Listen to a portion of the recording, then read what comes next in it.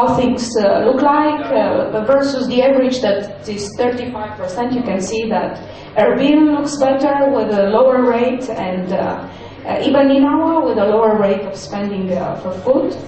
Here is where I want to go. That's the distribution of the PDS. That's Baltakal Kamunia. So you only have 5% of the households receiving more than 4 items of the PDS. The rest are receiving. They all say, yes, we do receive, but 1 item, 2 items. It is primarily wheat, flour, and rice. Those are the items that are being transferred. Going the graph with the same thing. The dietary, the next one, dietary diversity. No, not this one. Anyway, so I'm looking for slide 27.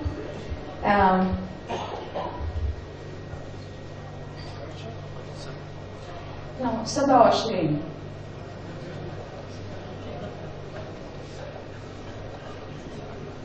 Okay, so that's where you can see how many of the households can actually afford at least 1 day or a few days per month certain items, and that's a situation that shows what people eat. What people eat is essential to their capacity to perform their productivity. So if they eat constantly 1 item, their physical and mental capacities are majorly affected. Another one, please. Here you can see how many households are looking at possibilities to cope with the absence of food. If they cannot buy, they are producing inside the household. They are resorting to food or income received from outside. So the comfort of affording for spending is for food is not there. Some interesting items for you to see, and with this I'm going to finish the presentation. You can see the confidence in institutions. That's how growth and access to services translate into confidence in that people have in the government. People will never support governments that cannot deliver services.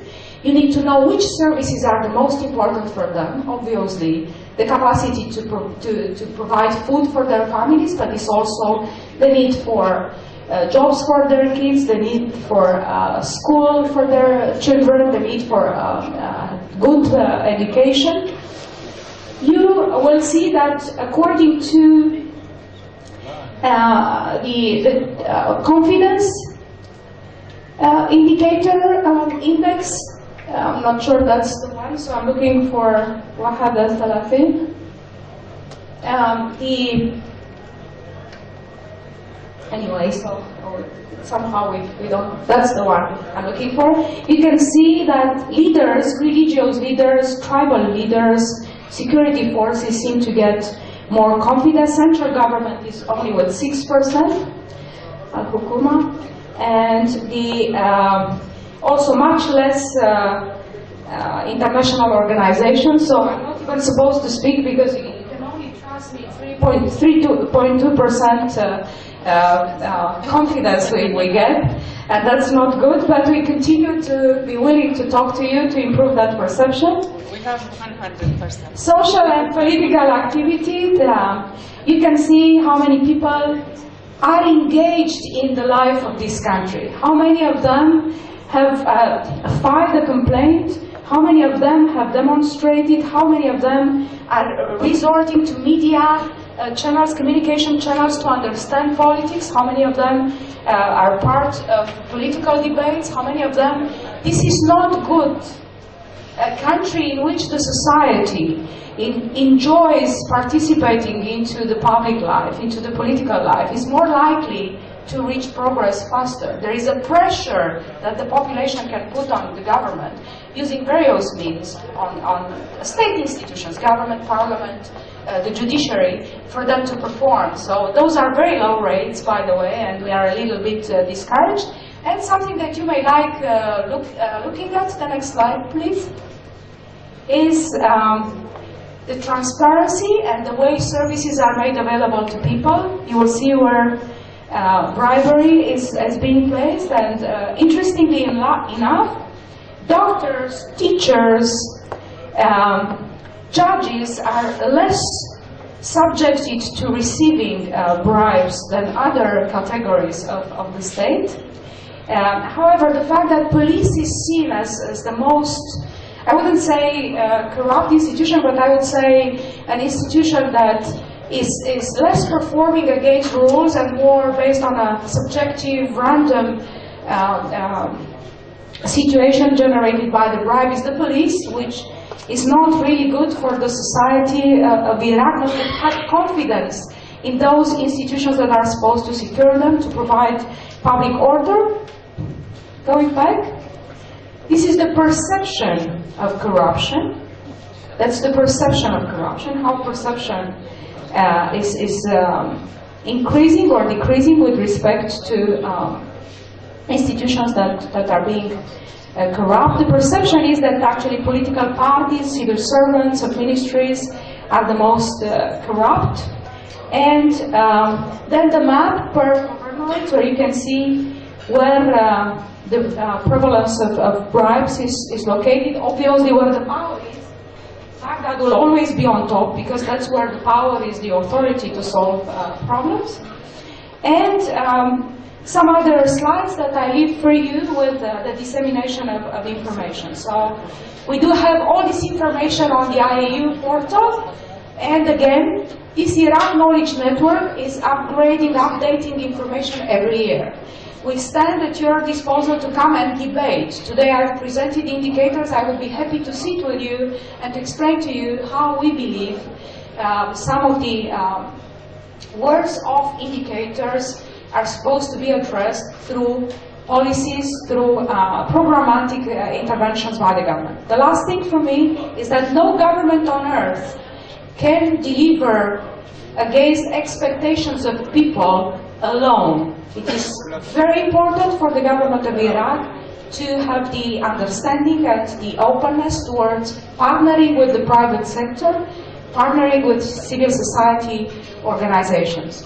Those entities are also supposed to be socially and environmentally friendly, to treat people, to treat the environment respectfully and in a sustainable manner. In this regard, the United Nations has launched the United Nations Global Compact. Is a platform of partnership, the government and the private sector. The network of Iraq was launched in December. The network is increasing. What is this network doing? The private sector signing up for the Global Compact takes the responsibility to guarantee in their business practices human righs, labor standards, environmental sustainability and transparency. Regardless of what the government is doing, the private sector took that responsibility to introduce in their daily practices, commercial practices, those principles. And more companies are coming with us, which is a sign that the private sector understands the role that they need to play in this country. The government has come from the very beginning as a partner. The government responsibility is to translate those human rights and labor standards and environmental protection and transparency into regulations so that all private sector players align with and comply. But the initiative of the private sector is commendable, and we are very happy to, at some point, to come. By the way, the Institute is a member of the UN Global Compact, and we appreciate that.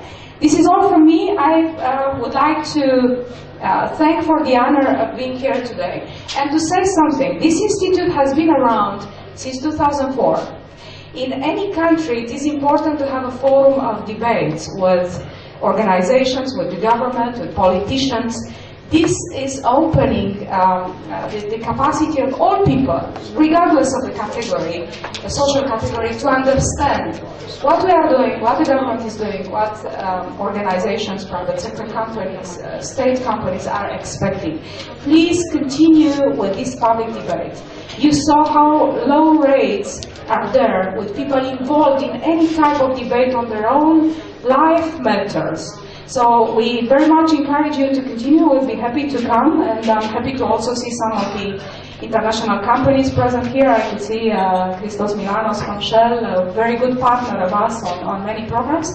And whenever you call upon us, we will be here. Thank you, and we wish you a nice afternoon. Simona, I have one question for you. About the figures that you have just mentioned or the percentage, do you rely on official resources for these figures or independent resources, or you have both? And what kind of samples you get from each? This information comes from people. There was no government involved into that. We've conducted the survey across the country in all 18 governorates, 29,000 households. And I mentioned at the very beginning, but I think you were coming in at that point, 96% of them, almost 96.6, almost 100% of them, have answered. They found those questionnaires very relevant.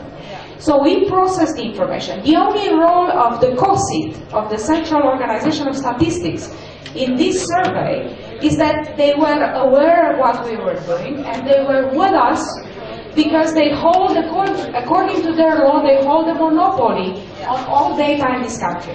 But the source of information is from people, directly, all kinds of people across the country, and we continue this type of survey. The same network will be used. We may expand the coverage. Human development indicators translate how growth gets to people. And the professor mentioned, many people have mentioned here, I just want to say that human development indicator is measured with life expectancy. If people live longer, the level of income, living standards translated into services. For the life expectancy, we cannot yet say where Iraq stands because we do not have the results of the census. The census will help us to come up with new information on the life expectancy in Iraq. And after that, of course, we calculate various other indicators. To make sure that we provide you with the right information, we invite Muslim Syria University to work with us on the following analysis. We need to do an analysis of multipliers. How much each dollar spent from the budget generates in terms of growth. You've mentioned the increase of budget spending, but let's look at growth. How much budget spending has translated into growth increase? Another multiplier is how much of the deficit, budget deficit, has translated into growth. Because the budget deficit does not necessarily show that the government is not performing. The budget deficit is a tool for the government to spend today at the future cost. It's transferring the cost on future generations. And the government that is, not the government that has a deficit is a problem. The problem is the government that has a deficit without financing tools. There are no financing tools to fund the deficit other than standby arrangements, public borrowing.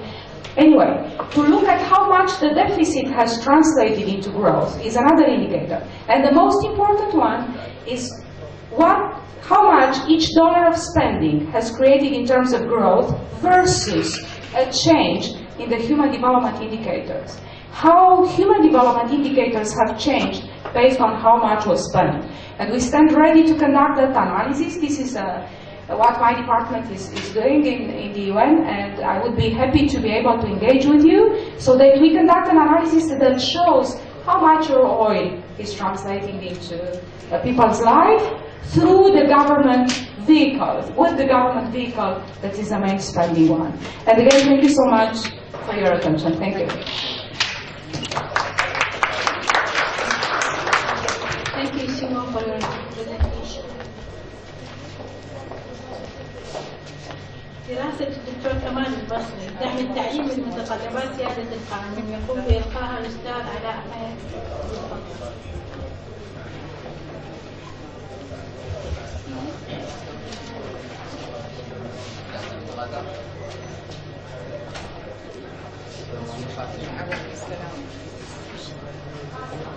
السلام عليكم جميعا.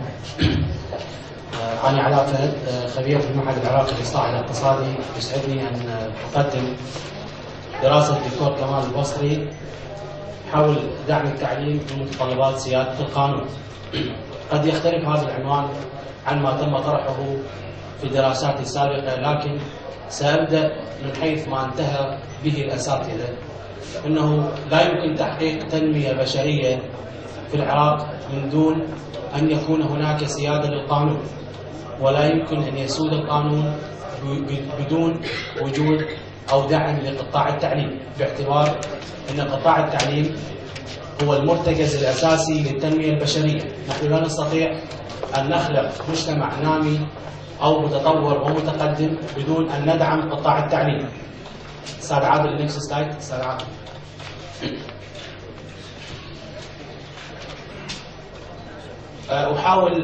لا أحاول الإطالة، لكني سأستعرض بعض المؤشرات التي تخص الفتوة والشباب في العراق، منها مؤشرات اجتماعية وصحية. من المؤشرات الاجتماعية أن نسبة الذين لا يؤيدون المرأة في العمل هي 43%.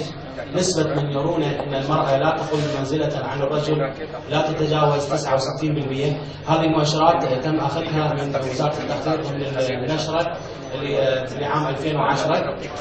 نسبة من يرون أن الممارسات السياسية أصبحت حكرا على الرجال تبلغ 31%. نسبة من لديهم دور في اتخاذ قرار زواجهم تبلغ 56%.